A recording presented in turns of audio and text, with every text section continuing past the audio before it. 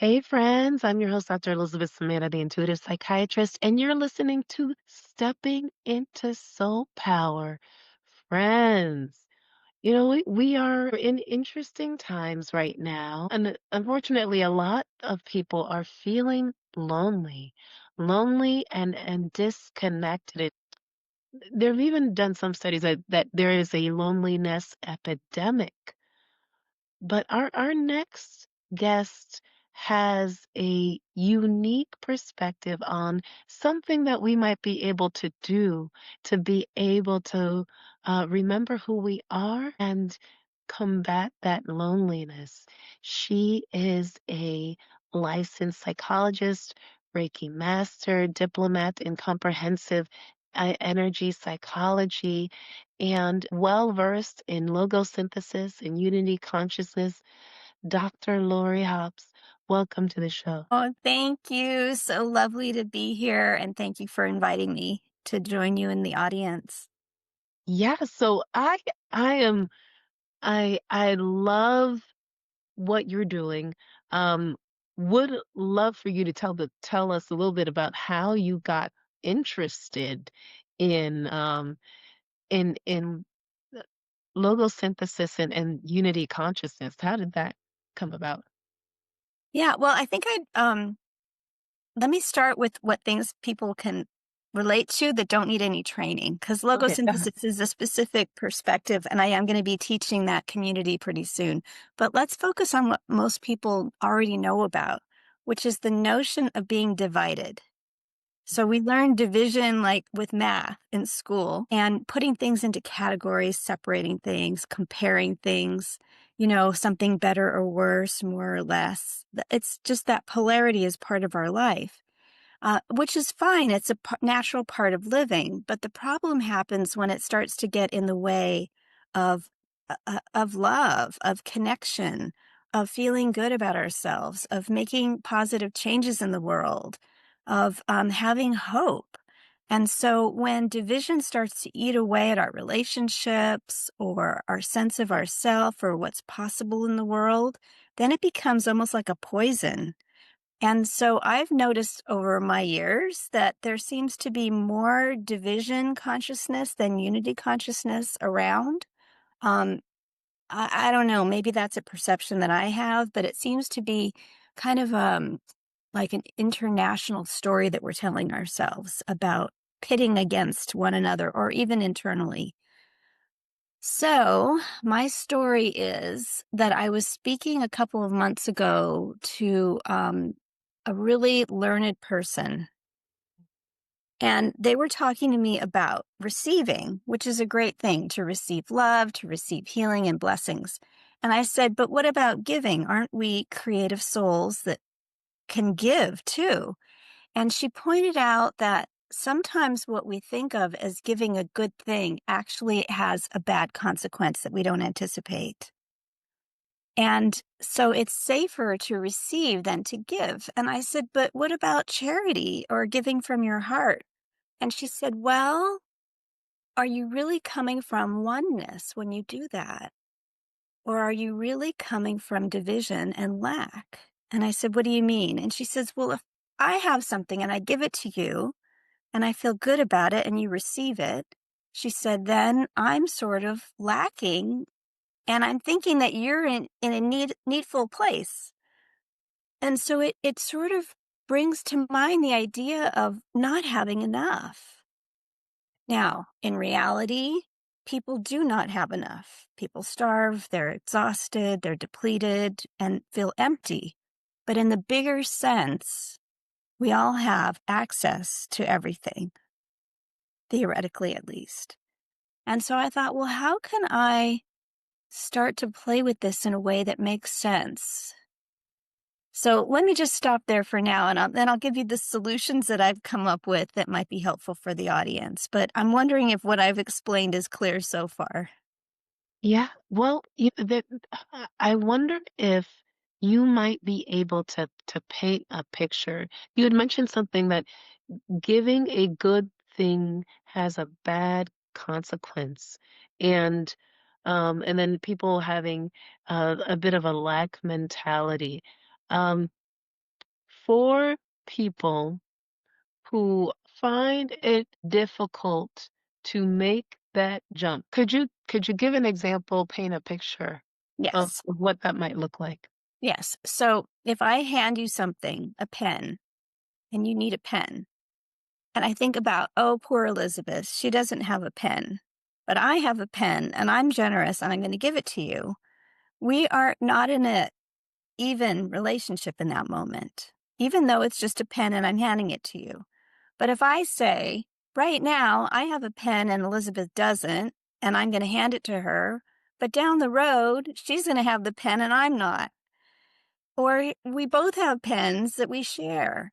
It's the idea of coming at it with an equivalency, an Okay. idea that we all, even though in this one circumstance things look uneven or are, that in the bigger picture, we all have access to everything. And what I'm actually offering is to resonate with you in the sharing energy. So it's almost like we're raising cups together and toasting rather than me pouring from my cup into yours. So it has a different perspective, even if the action is the same. It comes from a different place. And I think that it also means that you respond and think differently in the future because you're coming from a different place. Okay. So it's the perspective and the intention prior to like that we're doing the same exchange, but the way we're going at it is different. And yes, and because of that, everything else changes. So if I wake up in the day feeling hungry and not having enough food, I can go into a victim mindset. Oh my gosh, it reminds me of all the other times I didn't have food, and it's so unfair when other people do and I don't, and I'm starving and I'm worried. That is a different mindset than there's times when I have not had food and I've gotten through it before. It hasn't been easy, but solutions have come to me, and I know that they will again in the future. And then it opens up to possibility. Then you start to think differently. You start to look around at things differently. You think about yourself differently. You go Yeah. into a different mindset, and it opens up possibilities where doors would have been ignored or you Yeah. thought they were closed because you didn't push on them. And so it's I'm I'm trying to point out not about being insensitive to lack. I'm trying to point out that I think we've had a mindset that has biased us towards lack and finite options and a no before a yes. And this is No. about flipping the script on that. Yes. No, no, you are absolutely right. And as you were saying that, I was like, oh, well, because of the different way, the different perspective or mindset that you're having when you're having this um discussion, like the internal dialogue is different. And you're absolutely right that like the solutions that you'll see are different. Well, I wonder how can we start to move in that direction where we're shifting our perspective? Great question. So, if people are interested, I talk about time travel. It's not as Yeah, scary as it sounds. I like it. Well, we are this audience is here for it. Tell us about time travel. Yes. Okay.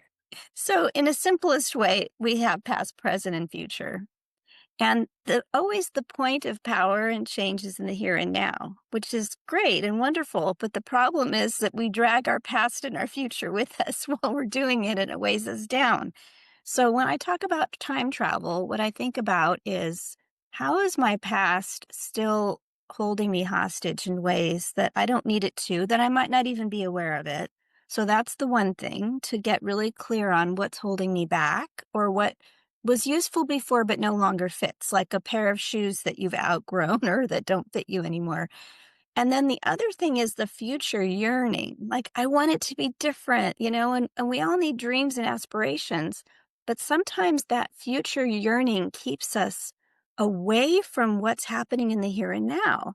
If I'm always longing for the vacation to get away from work or stress, that's fine until it starts to interfere with my ability to even make it happen. because I'm not paying attention to what's happening with me now. So we need to kind of keep a light touch around the past and the future while we set goals and move towards something that we want in the here and now. And so that's where logosynthesis or psychotherapy or other things can come in handy with unshackling ourselves from the past, taking away the blinders, letting us relinquish or release what no longer serves us. And so that's the course that I'm going to be teaching soon. But people can do it in a simple way, which I think is to get in touch with something that you do want in the future, and to bring it into the here and now is to say, what's stopping me? And usually what's stopping you is something that you've run into trouble with in the past. Like, I don't believe in myself, or it seems impossible, or something bad might happen if I try, or I don't know where to go. And those are usually old stories. So what I suggest is going back in your mind to some times when those old stories really derailed you and cause problems. But here's the trick. You probably found a way around them. You learned, you grew, you learned something happened, or else you wouldn't be here. You would have been completely stuck. And so think about the gifts that you received, or the wisdom that was given, or the solutions that came up that helped you solve that problem in the past, or something similar, a similar problem. And that's where your genius lies. That's where possibility happens. And that's when we start to look at consciousness in terms of unity field of everything exists already. And I can access possibility rather than closed doors and dark tunnels, or the answer no. Sometimes a no leads to a yes later on. So we work with the past, figure out where your genius was. If you don't know what it was or how to help yourself now, send out a request to the universe in whatever form that is for you. A prayer, a request, a feeling of that I will be taken care of. I have to ask and I will receive what I need. And then wait. Wait to find out what the answers are. They might come in a phone call that comes a minute later, or a conversation you have later that week, or a dream that you have, or people that you meet. And this starts to erode away that past baggage and gives you the possibility to start moving towards the future that you want. I really love that. Working with the past and looking for the genius. Um, that is lovely. And I guess for our listeners, is that just a simple reflection? Are we getting into a meditative state? Like, I guess we want to have a better sense of the practical steps that people would take if they're thinking of doing this exercise. I think that every person is different, and they're different at different times in your life. If you're totally stressed and you need the answer yesterday, you're going to be in a different mindset than if it's something you're thinking about for the future and you have a lot of space and time around it. Are you a person who's more introverted and likes to work things on your own, read books or dream or write or whatever? And not tell anyone? Or are you someone who wants to share it with the whole world and get 1,000 opinions and then figure out what's fun and exciting for you? So you have to know yourself about what works best. But I would say if you want to challenge yourself, try an approach that you haven't before. Push yourself a little bit, because that's also part of this unity consciousness, is that we all have genius. But maybe your genius is the one that I need, that I've been wanting and didn't know I could have. You and I have met online and we've already solved several problems and come to some really cool synchronicities and stuff, just not even meeting in person. And so I love to bridge with other people, but not everyone feels comfortable with that. So I would say find out who your support team is, whether it's spiritual or friends or a therapist or a coach or a neighbor or an animal, or being in nature, whatever it is that makes you say yes and makes you feel connected, comfortable, grounded, calm, or excited about possibility. That's your answer. Oh, oh, I love that. I love that. So looking into the past, and it's searching for that genius. But you had said something earlier about this future yearning. And tell us, are there specific things that we can do to be here? Yes.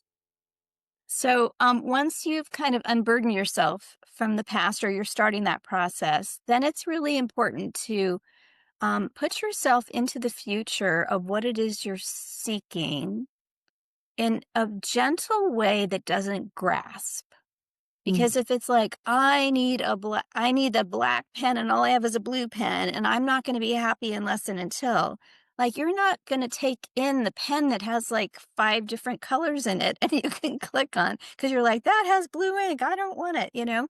So you can't grasp. Sometimes the things you want are actually not things you're going to get, but they're going to put you on a path. So mm, kind of like a fishing hook, you throw out what it is you're interested in, and then you sit back and you let the fish bite. You know, you let the magnetic attraction come to you in a way that maybe that's unexpected. The other thing that you need to do is to put it into the present as if it's already here. So this is a little bit of that time travel. You're not exactly lying to yourself, but you're like, I'm going to open to the possibility that it's already here. Because everything that you wanted that you received already in your life at one time was in your future and became your present and is now your past. And so objects and relationships and all this fluidly move through time. So what you're going to do is you're going to shorten the distance between here and now and the future. And the way you do that is you see it as already accomplished and you get into the feeling state of what it is that it feels like to have it already, whether that's a sense of peacefulness or joy or excitement or feeling of flow or fluidity, whatever it is, that feeling state will shorten the distance between the present and the future. And then the other part is to offer gratitude, mm. offering thanks because you want this or something better. And getting into a state of gratitude changes your whole mind, body, and spirit. And it also is a state of confidence because what you're saying is, I already have this and I'm already praising about it. I'm already saying thank you. I'm already saying, oh, how wonderful. I am so grateful that this is my life right now. So that's kind of like the cheat codes that have been developed. That is beautiful. I wonder, there are many ways to express gratitude. It could be different for everyone. How vocal do we have to be, or should we be? Is it enough to just think it? Should we speak it? Um, are you talking about like, oh, are we acting it out? Or is this is a mental kind of imaginative exercise that's going on? What are your thoughts? Yeah, great question. So make it as real as you can. So you can even say it to someone else and say, like, Elizabeth, I was so glad when you gave me this pen today, you know, knowing that I don't have it yet. Or you would say, oh, Lori, I'm so delighted that you were able to go through the internet and help me materialize your pen. You know, which sounds crazy and like magic. But so you say, oh, I'm so grateful that it's here. Um, Telling yourself out loud, speaking. First of all, speaking is manifesting into the physical environment. And so saying it in your head is fine, but having your ears and the vibration of your own voice hear it is another way of making it more real for your body, mind, and spirit, and for the possibility of it being a thing. But, you know, you can speak it, you can write it, you can imagine it, you can dream about it, you can use it as a mantra, like a repetitive phrase that you say, like, I'm so happy I have the pen I needed. Or, yeah, I'm so happy I have that pen. Now I can use it to write a note to someone that I'm really caring about because their internet is down or whatever. Yeah. So you just make it and see how I made that real. Like I gave an example of how I would use it. and so all those things, it's kind of like storytelling. When we were little and we would listen to stories, and even now, people love stories with things on the internet and movies and so on. The thing that makes it so fun is when you get absorbed in it, that it becomes real to you. You know, you almost forget that you're hearing a story. So the more real you can make it, the more believable it becomes, and the more likely that something is going to magnetize into the physical environment in the here and now. Oh, lovely, lovely, lovely. So those are the first steps. Tell us about what are some things we can do as far as maintaining this to make sure that we continue to use this process.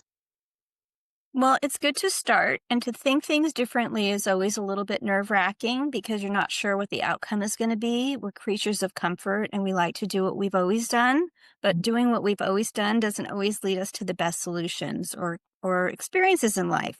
So it takes a little bit of that risk taker and challenging yourself to be uncomfortable. What makes it easier for me is when I do it with other people. So you started off talking about loneliness and that disconnection or division that we feel in the world or even within ourselves. And so the solution that I see is to, first of all, know that there are many people that have your back, even if you haven't met them. There are good people and good movements and good experiences that people are dreaming about that want to materialize, and they don't always know how or when it will happen. And they almost sometimes lose hope that it will. And so my suggestion is to find like-minded people. Maybe they don't have the same solutions as you, but they have the same vibrational frequency, desire, light in themselves, hope, and connect with them in a way, in a small way that you can relate to, where you can say yes together, where you can agree on something, when you can make a connection from your heart or from your actions or from just being together. Even a stranger that you're sitting next to in a park or on a bus, and you're like, I like being around this person. You're Mm. creating a different energetic vibe. You're creating a connection that's not about division, that's about unification and finding the things that you vibe with. For me personally, I'm looking to build a community of people who are willing to try out some new notions about how humanity and the planet can be together.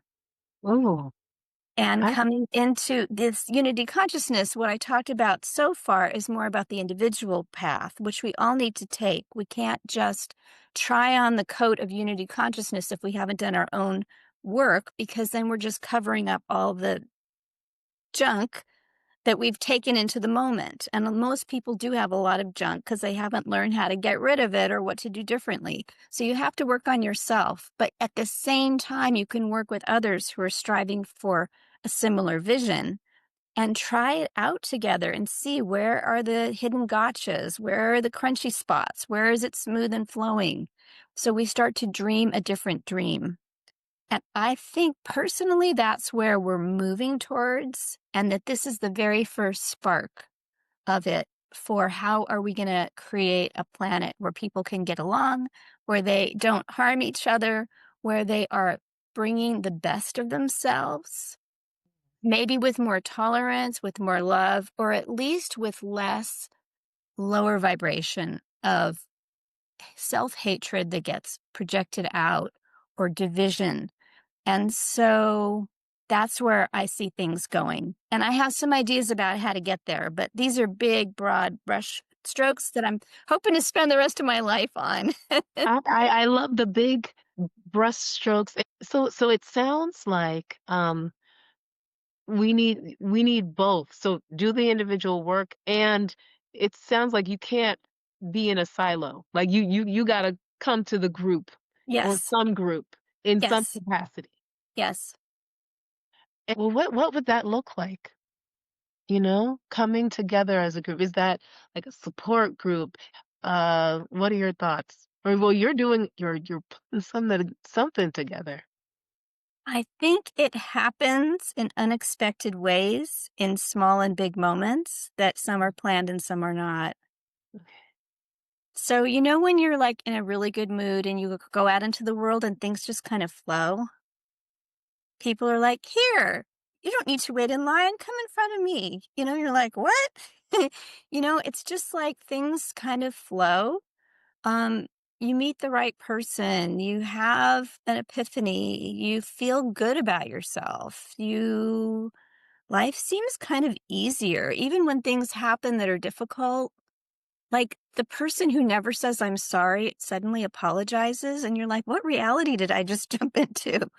So I think that when you're open to possibility, you're more likely to surf the wave rather than get thrown down and like thrown into all of the churning water and sand. So it's saying yes. Um, I don't know if I'm answering your question, but I think it's about vibration, Okay. intention, and attracting more, different, being open, and then seeing what happens. So it might be an intentional community that you get together with, you Okay. know, but it may be how you approach something. You know, like there's someone who like you never really got along with, and then you suddenly see them and they're like nicer and you don't know why. Yeah. Or there's like a lightness about the interaction and you kind of walk away a little bit confused. Like what just happened? The pattern was broken. The spell, the story got rewritten suddenly. I think it's around moments like that. Okay. Okay. For people who are in low vibration situations, are there things that they can do to raise their vibration so that they might be able to have more of these moments where things are in flow? Definitely. So if you're in a low vibration situation, which a lot of people are, it's really important to find the places that are a little bit higher.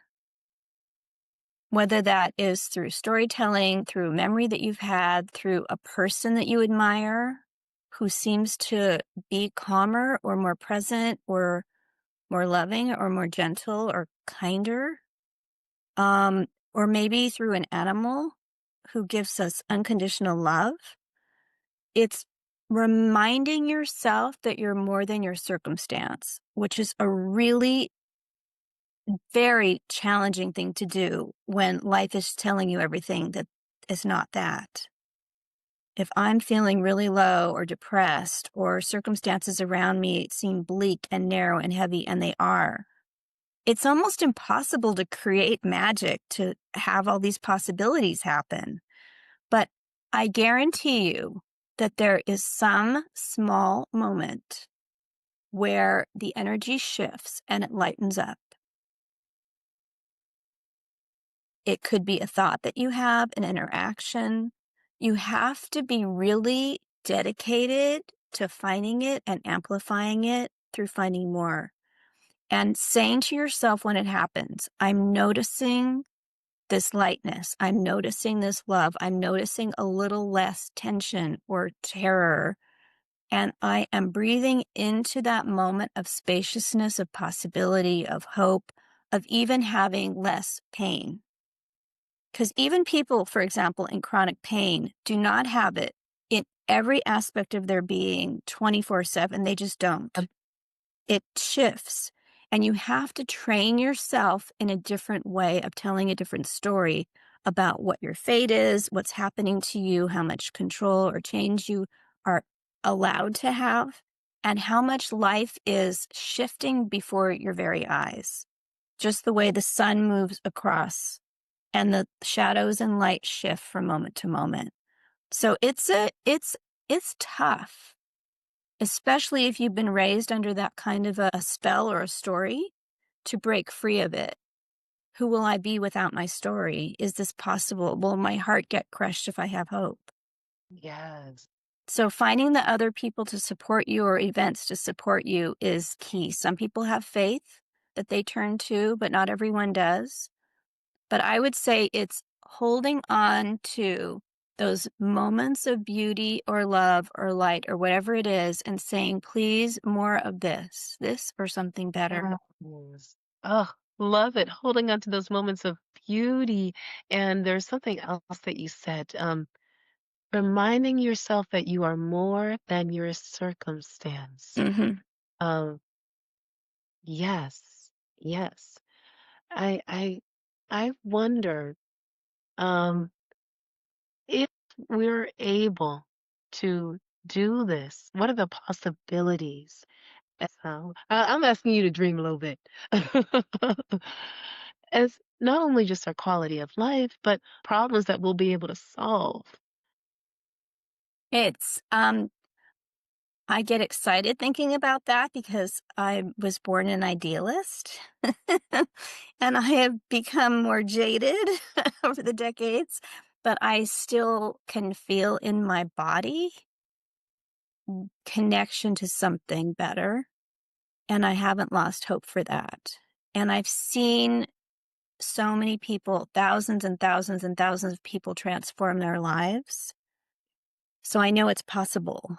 And I do see that we are starting to have more conversations like this collectively. So I think we're on track to begin. Okay. And the sky's the limit. I don't like to limit myself as to what's possible because I like to be surprised by even more. Uh, Okay. but I do see a time in the future, which can be my here and now, Mm. when I time travel, where there is a basic understanding of the dignity of the human soul Yeah. and appreciation and respect for the planet and for the universe. And that those are unquestioning assumptions that people won't even talk about because they will be so obvious that it will not even be a question. And that sounds so far-fetched compared to where we are right now, but I believe that it is not only a possibility, but it is something that will happen. And because I believe in the infinite and in unity, and anything that we do to divide or harm another harms ourselves. And that is an end game that doesn't survive.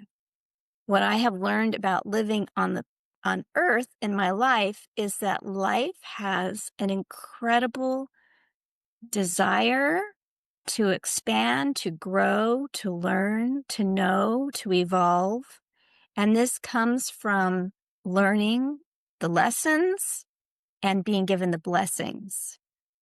No matter how much we try to outpicture our demons and our darkness and our poison, there's a life force that's stronger, that always comes around. Yeah, you're getting excited thinking I about love it. You I'm drinking your Kool-Aid. it. And so why wouldn't that be the case? Why wouldn't it be the case that if you believe in reincarnation or that you can never destroy energy, it just transforms, then yes, there's suffering, and yes, there's heaviness and destruction, but there's also the continuity of life, energy, consciousness. And I don't believe that we were put here with a divine spark inside of us to have that be an end game that doesn't continue. So I'm excited for the possibilities of the future, which I may not live to see, but I can hang on to that vibration and feel it in myself and communicate it out. And other people might think I'm naive or crazy. That's okay. That's part of it too. That's part of the shadow. Have at it. If this isn't message isn't for you, fine. But if it is, let's grow together. Yes.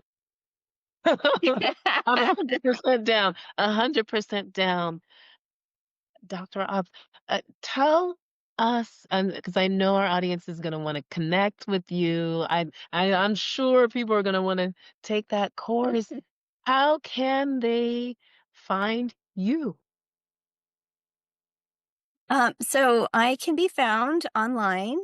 Um, I have a private practice in California in the United States of America, and I am limited by my license to only treat people with psychotherapy in California.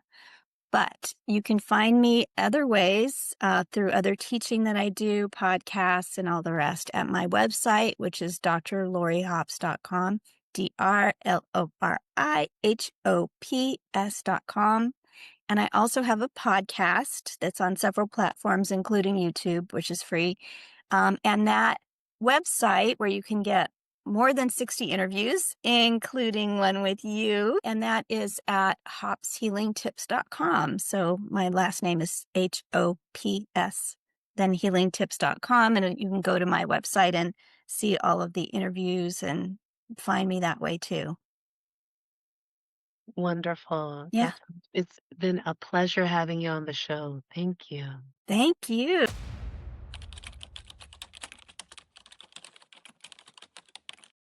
If you haven't heard it yet today, I appreciate you. The soul in me honors the soul in you. If you'd like to see more episodes like this, please subscribe or click here. And friends, if this spoke to you, leave a comment below. We would love to hear from you.